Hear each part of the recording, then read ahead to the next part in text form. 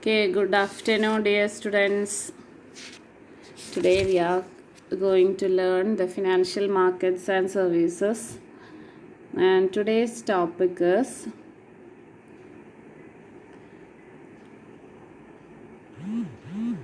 well diversified structure of financial institutions. Okay, well diversified.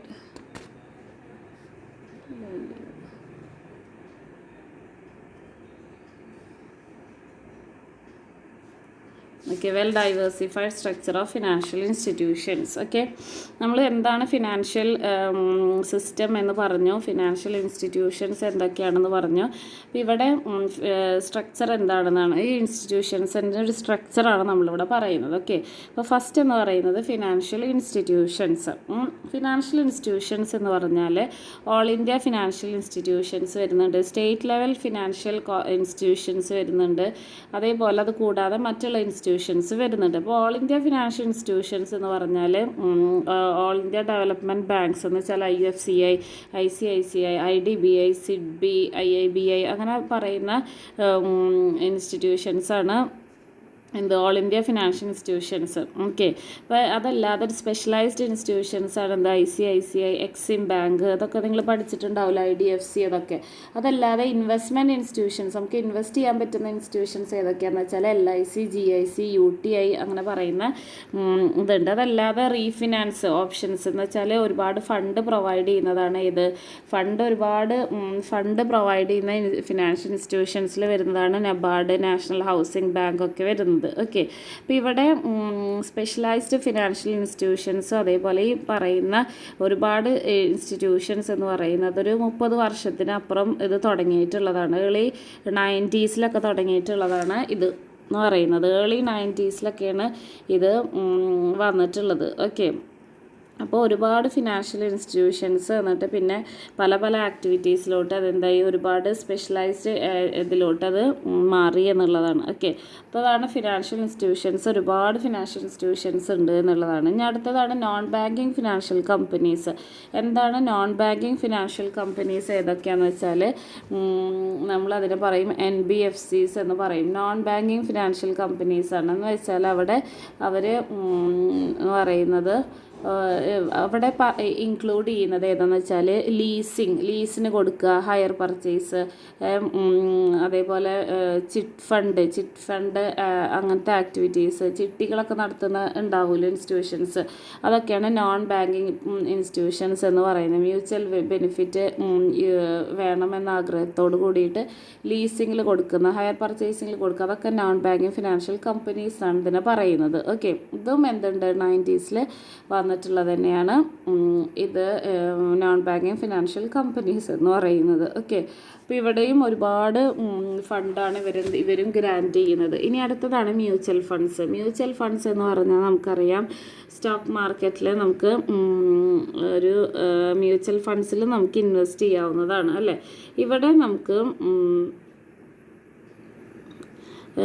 UTI അതേപോലെ തന്നെ ഒരുപാട് mutual funds നമുക്കിവിടെ അവൈലബിൾ ആണ്. നമുക്ക് യൂണിറ്റ് ട്രസ്റ്റ് ഓഫ് ഇന്ത്യ എന്ന് പറഞ്ഞ UTIയുടെ ഇതിൽ ഇന്ത്യൻ ഗവൺമെൻറ്റിൻ്റെ കീഴിൽ വരുന്നത് തന്നെയാണ് അത്. അതേപോലെ SBIയുടെ മ്യൂച്വൽ ഫണ്ട് ഉണ്ട്, പഞ്ചാബ് നാഷണൽ ബാങ്കിൻ്റെ ഉണ്ട്, ബാങ്ക് ഓഫ് ബറോഡയുടെ ഉണ്ട്, LICയുടെ മ്യൂച്വൽ ഫണ്ട് ഉണ്ട്. നമുക്ക് അങ്ങനെ ഒരുപാട് കമ്പനീസിന് മ്യൂച്വൽ ഫണ്ട്സ് നമുക്ക് അവൈലബിൾ ആണ്. നമുക്ക് SBIയിൽ പോയിട്ട് നമുക്കൊരു മ്യൂച്വൽ ഫണ്ടിൽ ഇൻവെസ്റ്റ് ചെയ്യണം എന്ന് പറഞ്ഞാൽ അവർ നമുക്ക് ഫോമും കാര്യങ്ങളൊക്കെ തരും. അപ്പോൾ SBIയുടെ മ്യൂച്വൽ ഫണ്ട് ഉണ്ട്, അതിൽ നമുക്ക് ഇൻവെസ്റ്റ് ചെയ്യാം. അപ്പോൾ സെബിയുടെ റൂൾസ് അല്ലെങ്കിൽ സെബിയുടെ രജിസ്റ്റർ ചെയ്തിട്ടുള്ളതാണ്, സെബിയുടെ അണ്ടറിൽ രജിസ്റ്റേർഡ് ആയിട്ടുള്ളതാണ് ഈ മ്യൂച്വൽ ഫണ്ടൊക്കെ. അപ്പോൾ അതുകൊണ്ട് തന്നെ സെബിയുടെ മ്യൂച്വൽ ഫണ്ട് റെഗുലേഷൻസ് എന്ന് പറയുന്ന റെഗുലേഷൻസ് ഒക്കെ ഫോളോ ചെയ്തിട്ടാണ് ഇവരെന്ത് ചെയ്യുന്നത്, വർക്ക് ചെയ്യുന്നത്. ഓക്കെ, ഇനി അടുത്തതാണ് പിന്നെ വന്നതാണ് ഓൺലൈൻ ട്രേഡിംഗ് സിസ്റ്റം.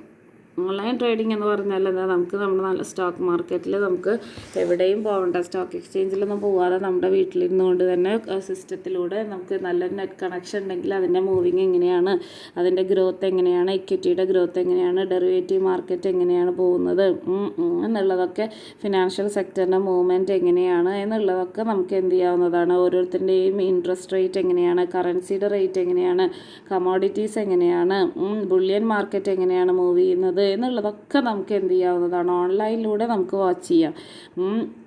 ആ ലൈവായിട്ട് നമുക്ക് എന്ത് ചെയ്യാവുന്നതാണ്, ഓരോ മൂവ്മെൻറ്റും ഓരോന്നിൻ്റെയും പ്രൈസിൽ വരുന്ന വേരിയേഷൻസ് മൂവ്മെൻറ്റൊക്കെ നമുക്ക് വാച്ച് ചെയ്യാവുന്നതാണ്. ഓക്കെ.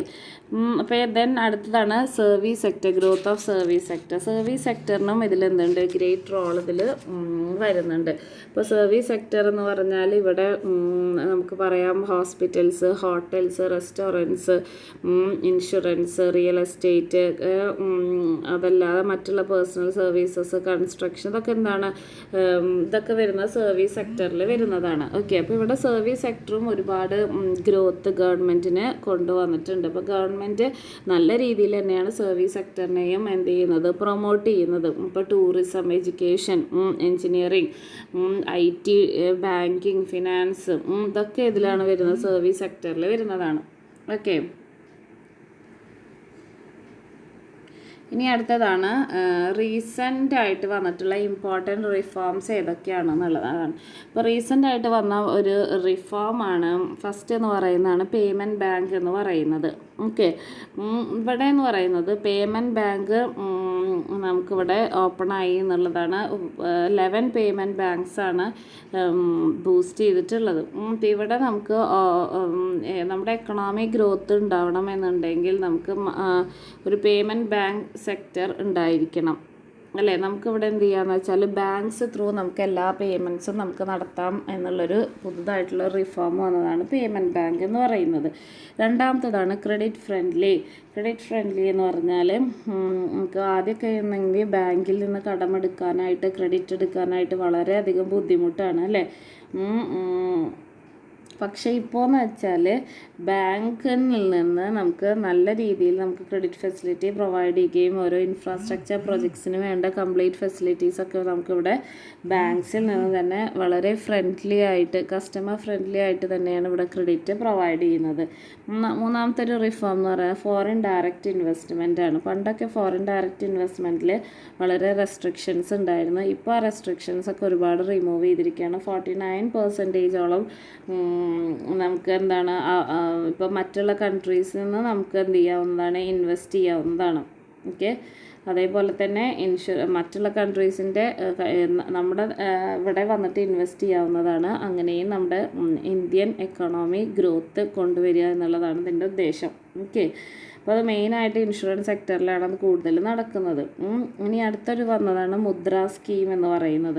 അപ്പോൾ ഇവിടെ എന്ന് പറഞ്ഞാൽ സ്മോൾ ഓൺട്രപ്രണേഴ്സിന് ക്രെഡിറ്റ് പ്രൊവൈഡ് ചെയ്യുന്ന ഒരു ഫെസിലിറ്റിയാണ് മുദ്ര എന്ന് പറയുന്നത്. അവർക്ക് അഫോർഡബിൾ ആയിട്ടുള്ള, അല്ലെങ്കിൽ അവർക്ക് താങ്ങാൻ പറ്റുന്ന രീതിയിലുള്ളൊരു ചീപ്പായിട്ടുള്ള, അല്ലെങ്കിൽ വളരെ അഫോർഡബിൾ ആയിട്ടുള്ള ക്രെഡിറ്റ് ഫെസിലിറ്റിയാണ് ഈ മുദ്ര സ്കീമിലൂടെ പ്രൊവൈഡ് ചെയ്യുന്നത്. ഇനി നെക്സ്റ്റ് വരുന്നതാണ് അസോസിയേറ്റ് ബാങ്ക്സ് എമേർജ് ചെയ്തു എന്നുള്ളതാണ്. സ്റ്റേറ്റ് ബാങ്കിൻ്റെ 5 അസോസിയേറ്റ് ബാങ്ക്സ് ആണ് വന്നിട്ടുള്ളത്. സ്റ്റേറ്റ് ബാങ്ക് ഓഫ് ബിക്കാനേർ, അതേപോലെ Jaipur, state bank of Hyderabad, state bank of Mysore, state bank of Patiala, Travancore, ഇതൊക്കെ നമുക്ക് പുതുതായിട്ട് വന്നിട്ടുള്ള എമേർജിങ് ആയിട്ടുള്ള അസോസിയേറ്റ് ബാങ്ക്സ് ആണ്. ഇപ്പോൾ ഇവിടെ ഓരോ അസോസിയേറ്റ് ബാങ്ക്സ്, ഇപ്പോൾ ആദ്യം സ്റ്റേറ്റ് ബാങ്ക് ഓഫ് ഇന്ത്യ ആണെങ്കിൽ നമുക്ക് അതിന് തന്നെ ഇതാവണം, അല്ലേ? ഇപ്പോൾ എന്ന് പറഞ്ഞാൽ ഒരുപാട് അസോസിയേറ്റ് ബാങ്ക്സ് വന്നുകൊണ്ട് നമുക്ക് എന്ത് ചെയ്യാം, അതിലൊക്കെ നമുക്ക് എന്ത് ചെയ്യാവുന്നതാണ്, ട്രാൻസാക്ഷൻസ് നടത്താവുന്നതാണ്. ഇനി അടുത്തതാണ് ഡിമോണിറ്റൈസേഷൻ. എന്താ ഡിമോണിറ്റൈസേഷൻ എന്ന് പറഞ്ഞാൽ, ഡിമോണിറ്റൈസേഷൻ എന്ന് പറഞ്ഞാൽ നമുക്ക്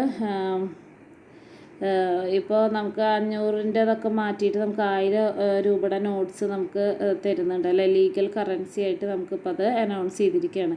ഇപ്പോൾ ഡിമോണിറ്റൈസേഷൻ എന്ന് പറയുമ്പോൾ ബാങ്ക് നോട്ട്സ്, ഇൻവാലിഡ് ആയിട്ടുള്ള ബാങ്ക് നോട്ട്സ് ഒക്കെ മാറ്റിയിട്ട് പുതുതായിട്ടുള്ള ബാങ്ക് നോട്ട്സ് നമുക്ക് അവൈലബിൾ ആക്കി തരാം. ഓക്കെ. അപ്പോൾ ഇവിടെ പുതുതായിട്ട് ഒരുപാട് ബാങ്ക് നോട്ട്സ് നമുക്കിപ്പോൾ മഹാത്മാഗാന്ധിയുടെ ഇതിൽ വെച്ചിട്ടുള്ള ന്യൂ സീരീസ്, നമുക്ക് പണ്ടത്തെ സീരീസൊക്കെ മാറിയിട്ട് ഇപ്പോൾ പുതുതായിട്ടുള്ള ന്യൂ സീരീസ് കൊണ്ടുവന്നു, അല്ലേ?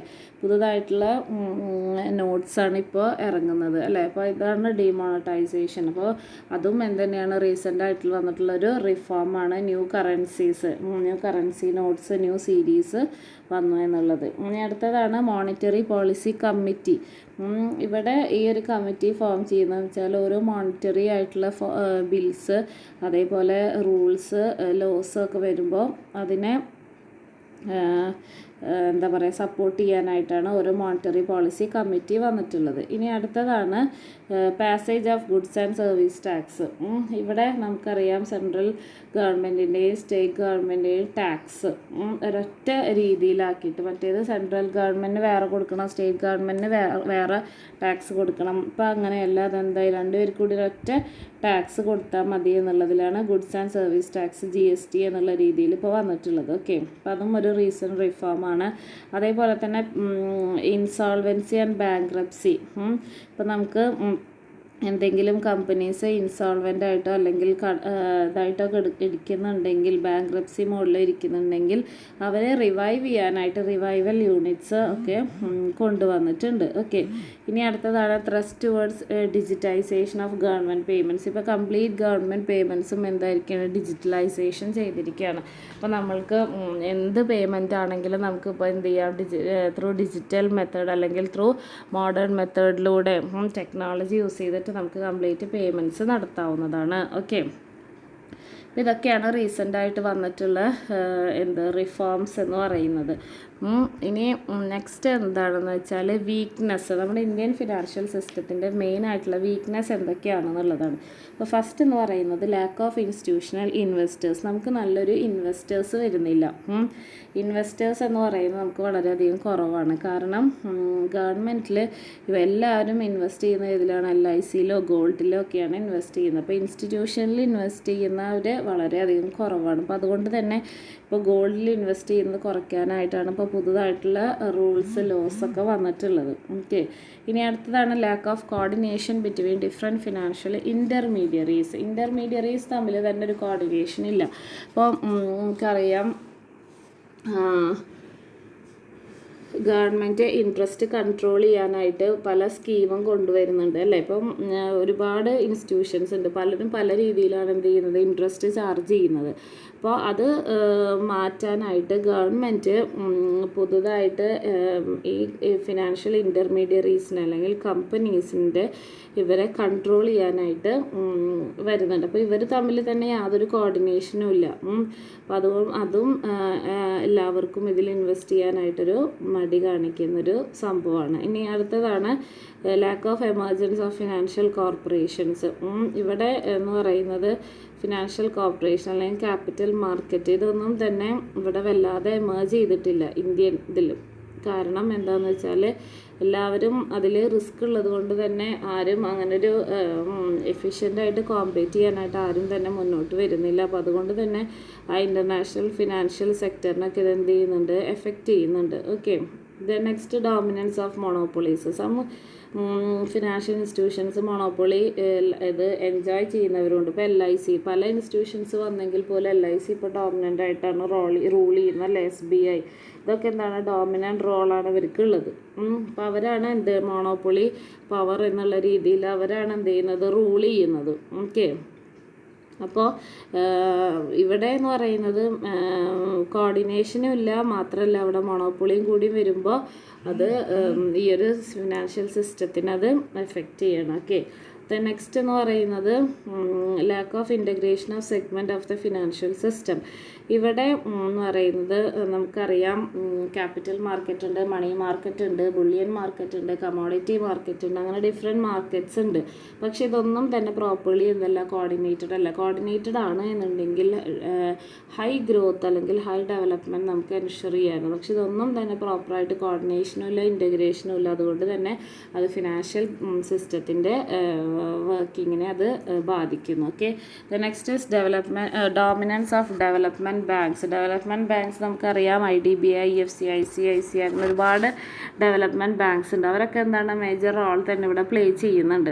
പക്ഷെ അവർക്കൊരിക്കലും എന്ത് ചെയ്യാൻ പറ്റുന്നില്ല, സേവിങ്സ് കൂട്ടാനായിട്ട് കഴിയുന്നില്ല. പക്ഷെ അവരെന്താ ചെയ്യുന്നത്, സേവിങ്സ് കൂട്ടാതെ മാക്സിമം ക്രെഡിറ്റ് ഫെസിലിറ്റിയാണ് അവരെന്ത് ചെയ്യുന്നത്, പ്രൊവൈഡ് ചെയ്യുന്നത്. Okay, then dominance of public sector firms. നമുക്കറിയാം പബ്ലിക് സെക്ടർ ഫേംസ് എന്ന് വെച്ചാൽ ഗവൺമെൻറ്റിൻ്റെ ഒരു ഡോമിനൻസ് എന്ന് പറയുന്നത് ഹൈ തന്നെയാണ് അല്ലേ. അപ്പോൾ ഇവിടെ നമുക്ക് നല്ല രീതിയിലൊരു കോർപ്പറേറ്റ് കൺട്രോൾ ഉണ്ടാക്കുകയാണെങ്കിൽ, ഡെവലപ്മെൻറ്റ് ഉണ്ടാക്കുകയാണെന്നുണ്ടെങ്കിൽ അത് ഓക്കെയാണ്. അതല്ലെങ്കിൽ അത് എന്താ പറയുക, വല്ലാതെ ഡോമിനേറ്റ് ചെയ്യുകയാണെന്നുണ്ടെങ്കിൽ അത് പ്രൈവറ്റ് സെക്ടർ ഫേംസിൻ്റെ ഗ്രോത്തിനെ അത് എഫക്റ്റ് ചെയ്യും. പബ്ലിക് സെക്ടർ വല്ലാതെ ഡോമിനൻ്റ് ആയിട്ട് റൂൾ ചെയ്യുകയാണെന്നുണ്ടെങ്കിൽ അത് പ്രൈവറ്റ് സെക്ടർ കമ്പനീസിനെയും അത് ബാധിക്കുന്നതാണ്. Okay, then next is market irregularities. മാർക്കറ്റിൽ എന്താണ്, പല ഇറഗുലാരിറ്റീസും ഉണ്ട് അല്ലേ. ഇവിടെ സ്റ്റോക്ക് മാർക്കറ്റ് ചിലപ്പോൾ ഡിമ്മായിന്ന് വരാം, ചിലപ്പോൾ വളരെ ഇഫക്റ്റീവായിന്ന് വരാം, ചിലപ്പോൾ മൂവ്മെൻറ്റ് വളരെ സ്പീഡായിരിക്കും. അപ്പോൾ നമുക്കത് ഡിറ്റക്റ്റ് ചെയ്തിട്ട് അതെങ്ങനെയാണ് നമുക്ക് പ്രെഡിക്റ്റ് ചെയ്യാനും കൂടെ കഴിയണം. അപ്പോൾ അത്രയും എക്സ്പേർട്സിനാണത് അങ്ങനെയൊക്കെ പ്രെഡിക്റ്റ് ചെയ്യാനായിട്ട് കഴിയുള്ളൂ. അപ്പോൾ അങ്ങനത്തെ ആൾക്കാരുടെ പ്രഡിക്ഷൻസ് നമ്മൾ ഫോളോ ചെയ്തിട്ടാണ് നമ്മൾ എന്ത് ചെയ്യുന്നത്, ബിസിനസ് റൺ ചെയ്യുന്നതൊക്കെ. അപ്പോൾ മാർക്കറ്റ് എന്ന് പറയുന്നത് എന്താണ്, ഇറഗുലറാണ്. ദെൻ നെക്സ്റ്റ് ആണ് neglect for small and new enterprise അല്ലെങ്കിൽ സ്മോൾ എൻ്റർപ്രൈസസിനൊന്നും യാതൊരു കൺസിഡറേഷൻ ഇവിടെ കൊടുക്കുന്നില്ല എന്നുള്ളതാണ് നെക്സ്റ്റ് വീക്ക്നെസ് എന്ന് പറയുന്നത്. നെക്സ്റ്റ് എന്ന് പറയുന്നത് problems with multiple regulators in India. ഒരാളല്ല നമ്മളെ റെഗുലേറ്റ് ചെയ്യാനുള്ളത്, നമ്മളെ റെഗുലേറ്റ് ചെയ്യാൻ മൾട്ടിപ്പിൾ റെഗുലേറ്റേഴ്സാണ്. അപ്പോൾ ഇതൊക്കെ നമ്മുടെ ഇതിനെ ബാധിക്കും എന്നുള്ളതാണ്. ഓക്കെ, അപ്പോൾ ഒന്നിൽ കൂടുതൽ ആൾക്കാർ നമ്മളെ കൺട്രോൾ ചെയ്യുമ്പോൾ നമുക്ക് നല്ലൊരു ഇത് സിസ്റ്റം ഫോളോ ചെയ്യാൻ കഴിയില്ല അല്ലേ. അപ്പോൾ അത് ഒരു പ്രോബ്ലമാണ്. Then next cyber threats. നമുക്കറിയാം നമ്മളെല്ലാ ട്രാൻസാക്ഷൻസും ഇപ്പോൾ ഓൺലൈനിലൂടെ ആക്കിയിരിക്കുകയാണ്. സ്മാർട്ട് ഫോൺസ് യൂസ് ചെയ്യുന്നുണ്ട്, കമ്പ്യൂട്ടേഴ്സ് യൂസ് ചെയ്തിട്ടാണ്, ഡിജിറ്റൽ പ്ലാറ്റ്ഫോമിലൂടെയാണ് നമ്മളൊക്കെ ചെയ്യുന്നത്. പക്ഷേ അതിനനുസരിച്ച് ഇവിടെ സൈബർ ക്രൈംസ് അല്ലെങ്കിൽ സൈബർ ത്രെറ്റ്സും അതേപോലെ കൂടിക്കൂടി വരികയാണ്. അപ്പോൾ അതുകൊണ്ട് തന്നെ അതും എന്തെന്നുണ്ട്, ആളുകൾ ഇതിലും മുന്നോട്ട് വരാനൊരു മടി കാണിക്കുന്നുണ്ട്. ഓക്കെ, അപ്പോൾ ഇതൊക്കെയാണ് weakness of Indian financial system എന്ന് പറയുന്നത്. ക്ലിയർ ആയിട്ടുണ്ടാവുമെന്ന് വിചാരിക്കുന്നു. ഇനി എന്തെങ്കിലും ഡൗട്ട്സ് ഉണ്ടെങ്കിൽ we can discuss that in the live session. Okay, thank you.